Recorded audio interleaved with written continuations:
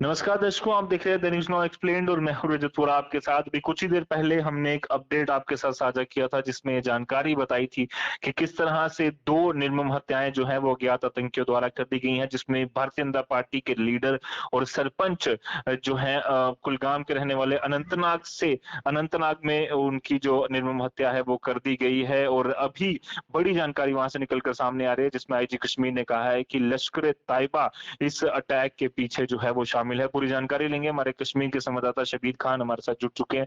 शबीर, कितने बजे अटैक हुआ और अब जो जानकारी निकल कर सामने आ रही है, आईजी कश्मीर ने बड़ा बयान दिया है, किस तरह से टारगेटेड किलिंग्स जो है भारतीय जनता पार्टी के नेताओं पर लगातार जो है उन पर अटैक किए जा रहे हैं, उनकी किलिंग्स की जा रही है? देखिए रजत, ये साउथ कश्मीर का जिला अनंतनाग का इलाका है। स्टेडियम अगर हम कहेंगे, स्टेडियम कॉलोनी भी कही जाती है उसको। वहां पे जो है बीजेपी के एक नेता जो सरपंच भी है और उसकी बीवी को गोलियों से भून के रख दिया, जिसके नतीजे में दोनों जान बाग हुए। शिनाख्त आपको बता दें, गुलाम रसूल डार और इसकी बीवी जवाहरा, जो रडवनी कुलगाम से ताल्लुक रखते हैं, दोनों को मिलिटेंटों ने जो है बड़ी बेरहमी से मार दिया है अनंतनाग अजला में। और कहीं कहीं सिक्योरिटी फोर्सेज ने पूरे इलाके को कॉर्डन में ले लिया है। अभी भी हमलावरों की तलाश बड़े पैमाने पर शुरू की है। कुछ देर पहले आईजी कश्मीर ने भी एक स्टेटमेंट दिया जिसमें उन्होंने कहा कि इस अटैक के पीछे लश्कर के मिलिटेंट्स है।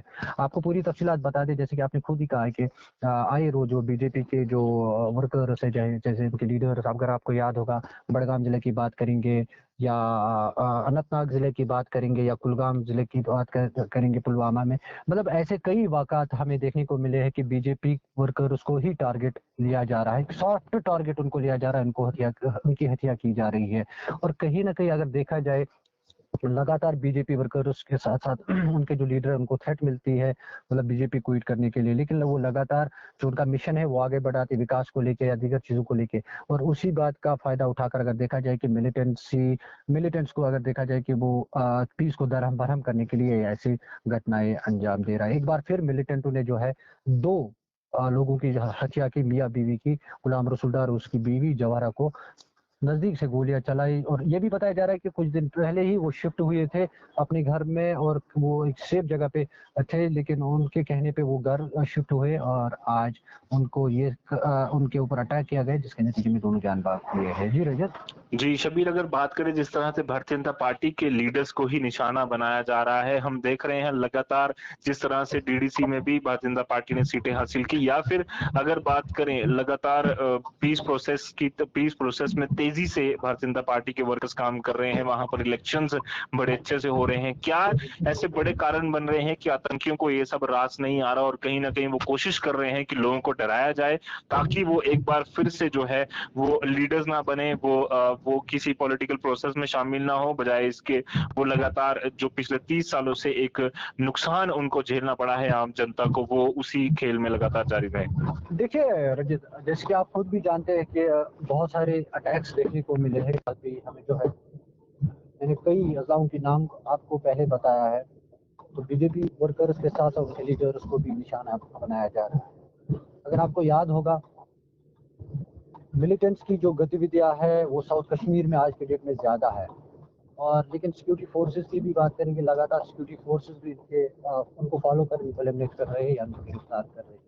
इसकी पीस प्रोसेस की अगर हम बात करेंगे, विकास की बात करेंगे, लगातार कई अजलाओं में जारी है। और जो कश्मीर एक पीस की तरफ जा रहा है, मिलिटेंट की अगर बात करेंगे, वो उनको रास नहीं आ रहा है, वो लगातार यहाँ पे ऐसी चीजें घटनाएं अंजाम दे रहे हैं ताकि पीस डिस्टर्ब हो जाए, उनका दबदबा कायम रहे। अल्ताफ ठाकुर का भी यही कहना है कि उसने भी 2 जो हत्याएं हुई है उन पर बड़ी निंदा की है। बोला, उन्होंने ये भी कहा है कि ये जो ऐसे अटैक्स किए जा रहे हैं बीजेपी के ऊपर, एक बुज़दिलाना हरकत है। और यही सबसे बड़ा वजह है कि बीजेपी वर्कर्स जो घाटी में काम कर रहे हैं, वो विकास की काम हो, डेवलपमेंट की काम या दीगर चीज़ों की काम हो, वो स्मूथ भी ले जाए। यही चीज़ उनको रास नहीं आ रही है और ऐसे घटनाएं अंजाम दे रहे हैं ताकि इनकी हिम्मत है, उनकी जो दाद है वो कम हो जाए। लेकिन अल्ताफ ठाकुर ने ये भी कहा है कि हम अपना काम जारी वो सारी रखेंगे।